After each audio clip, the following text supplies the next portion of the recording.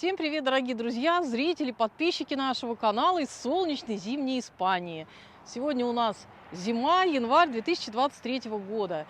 Пятый год мы живем в Испании, и нам есть чем поделиться, есть что рассказать. Об этом пойдет сегодня речь. Тема сегодняшнего нашего ролика – 5 вещей, к которым мы привыкли в Испании, и без чего мы уже практически, наверное, не сможем счастливо жить в какой-то другой стране. Ой, жарко так стало на солнце. Я, наверное, кофту сниму. Тут уже, наверное, солнце, наверное, все 28. Это январь, ничего себе. Лёш, я положу кофту. Первая вещь, друзья, вещь номер один, без которой мы точно теперь уже не сможем жить. Ну, я, во всяком случае, это точно. Это, как вы видите сейчас, шикарнейшая погода. В Испании на нашем побережье Коста-Бланка круглый год замечательная погода. Дождливых дней достаточно мало. А эта зима 2022-2023 года достаточно теплая, 22 градуса. И вот что, к чему мы привыкли уже за пятый год нашей жизни, это солнце, это хорошая погода, это море, это, в принципе, отсутствие снега здесь, отсутствие дождей, слякоти, мрака, которые вызывали там в Санкт-Петербурге такое унылое иногда настроение. Здесь у нас этого нет, мы больше улыбаемся, радуемся, витамин D и гормон счастья. Вот это вот за 4 года мы к этому привыкли, пятый год уже пошел. Вначале было немножко тяжеловато, жарко летом, но сейчас могу сказать, что единственный жаркий месяц – это август, и к этому можно тоже привыкнуть и приспособиться. Можно путешествовать на север, можно там отдыхать, охлаждаться, но и зимы тоже достаточно комфортные для нас. Этой зимой мы не греемся практически кондиционером, мы не мерзнем, нам супер теплые вещи не нужны. И, конечно же, если сравниваю я, конечно, с Санкт-Петербургом, с тем местом, где мы жили до приезда в Испанию, если вернуться обратно в Питер, то я, наверное, буду чувствовать себя несчастной из-за того, что у меня не будет такого количества солнышка и хорошей погоды. Мы к этому привыкли, и это номер один вещь, без которой мы теперь точно не сможем жить.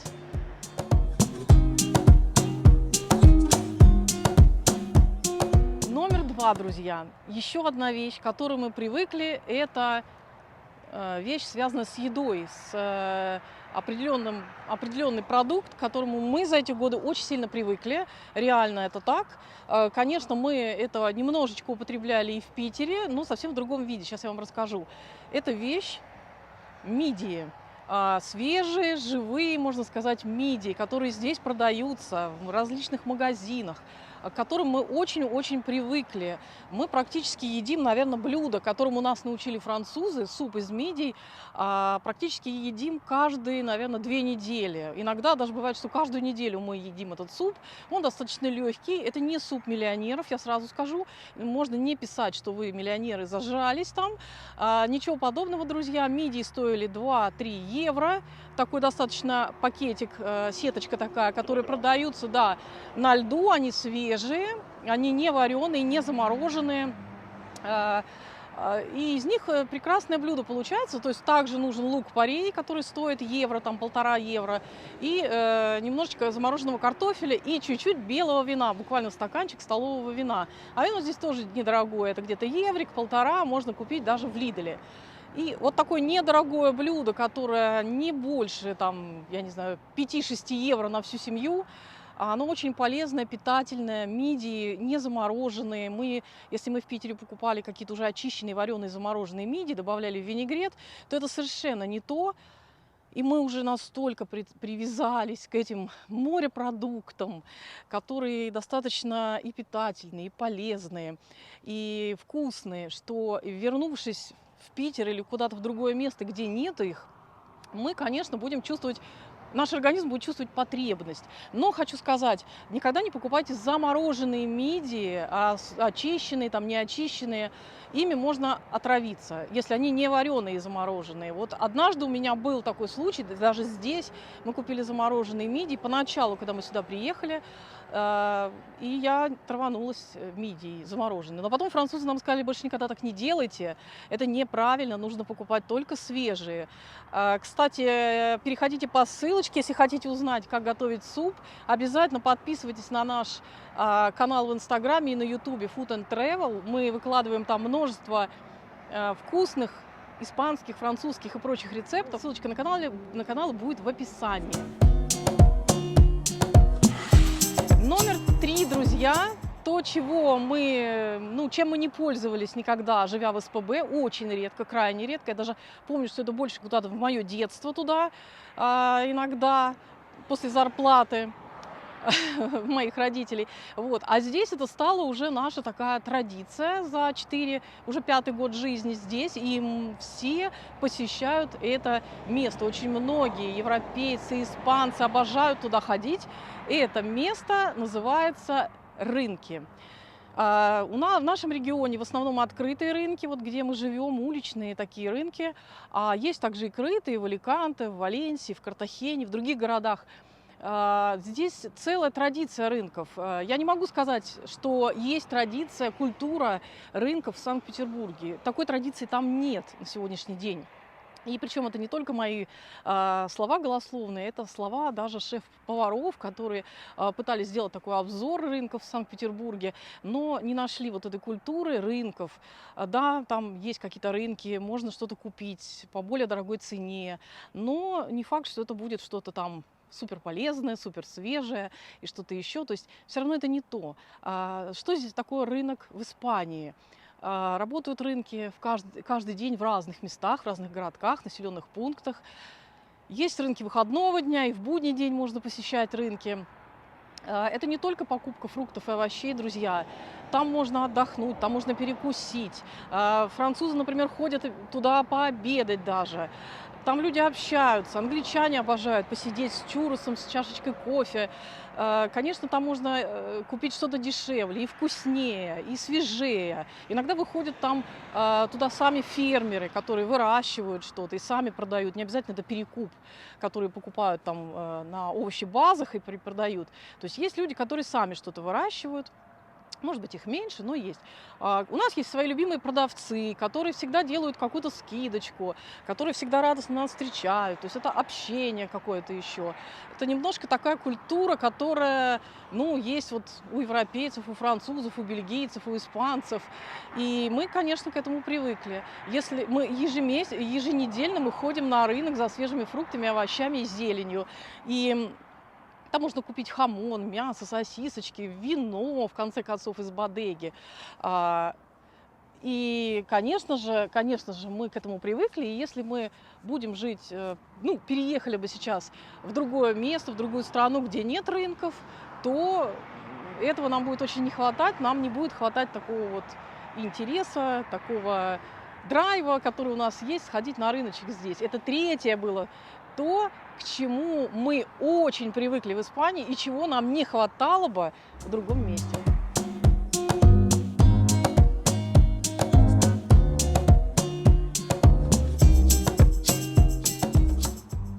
Вещь четвертая, друзья, к чему мы здесь привыкли, и действительно у нас не было этой вещи, можно так сказать, в Санкт-Петербурге в таком количестве. И это, вот вы, наверное, сейчас удивитесь, но это цитрусовые. Цитрусовые в таком количестве у нас не было в доме. Конечно, в Санкт-Петербурге мы тоже могли купить апельсины, мандарины на Новый год, лимоны. Мама у меня, я помню, тоже покупала лимоны, всегда заготавливала их в баночки, нарезала с сахаром. Можно было делать лимонад из этого, в чай добавлять. Но здесь у нас такой нужды нет. Впрок что-то готовить вот из цитрусовых, например. Да? Здесь всегда есть свежие лимоны, апельсины, мандарины. Мы вам уже показывали на канале, кто смотрел нас уже давно, что здесь, в нашем регионе, очень много полей цитрусовых. И, конечно, на рынке это стоит не так дорого, это есть всегда. И всегда на рынке мы покупаем апельсины, делаем свежий апельсиновый сок и покупаем лимоны обязательно. Они у нас тоже присутствуют в рационе. Это витамин С, это, в общем-то, такой залог здоровья. Утром выпить стаканчик апельсинового сока, наверное, это классно. Но вот к этому мы тоже привыкли. Кто-то скажет, что это мелочь, и можно всегда купить и в Питере это. Ну, а нам вот нравится, что здесь рядом поля, и с полей можно купить все свеженькое, как бы на рынке. Вот это тоже четвертая вещь, к которой мы привыкли, которая реально делает нас немножечко счастливее здесь и будет не доставать, если бы мы, например, поехали жить в Питер обратно.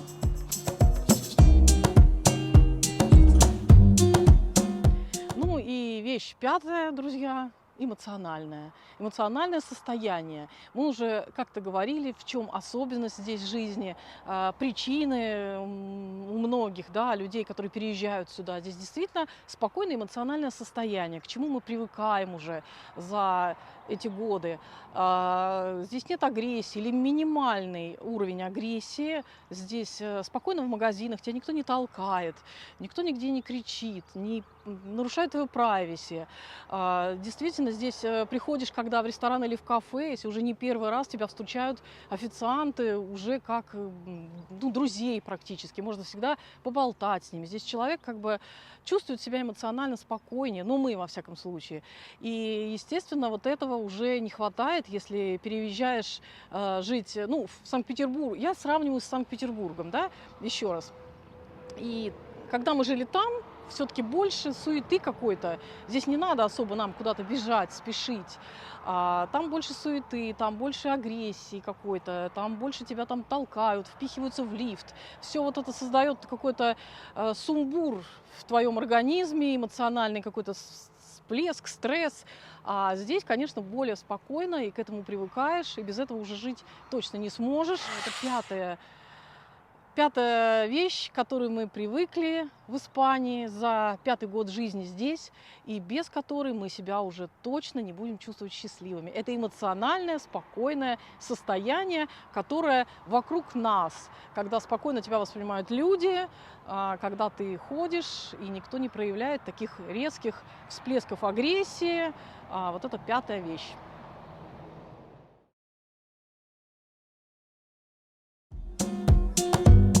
Кстати, если вернуться, друзья, к первой вещи, к которой мы привыкли, это теплая погода. Я еще хотела добавить, что это не просто то, что нам нравится солнышко и хорошая погода, но это уже как бы изменение в организме в том смысле, что терморегуляция у нас уже за это время поменялась. Если раньше мы приезжали сюда зимой, и мы сразу носили шорты в 15 градусов, да, наш сын мог пойти плавать в бассейн, то теперь мы, извините, как испанцы. Мы уже, если 15 градусов, мы надеваем кофточки, вещи какие-то потеплее, но в то же время, если температура действительно вот, ну, снижается до нуля где-то, то нам уже просто холодно. Я думаю, что минус для нас это будет уже тоже очень так тяжеловато. Ну, это не наши какие-то капризы, а все-таки организм, я думаю, приспосабливается за годы жизни и уже подстраивается под ту среду, в которой мы живем. Наверное, вот с медицинской точки зрения это тоже можно объяснить. Поэтому мы привыкли к теплу, к солнышку, нам становится комфортно здесь,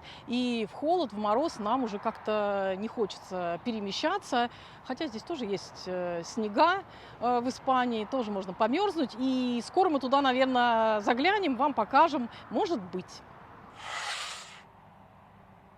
Друзья, ну вот эти 5 вещей, к которым мы привыкли в Испании и которые делают нас более счастливыми, жить без которых будет нам сложнее, если вдруг переместиться куда-то, где их не будет. Но я думаю, что у вас есть тоже какие-то вещи, к которым вы привыкли в Испании, если вы здесь живете. Обязательно добавляйте нас под видео, это будет очень интересно, любопытно почитать. Так что свои наблюдения, к чему вы привыкли, пишите обязательно под видео в комментариях. Ну и на этом, наверное, на сегодня все. Всем удачи, добра, хорошего настроения, хорошей солнечной погоды. Скоро весна. Всем пока-пока. До новых встреч. Адьос, амигос. Увидимся вновь на нашем канале. Мы в Испании. Пока-пока.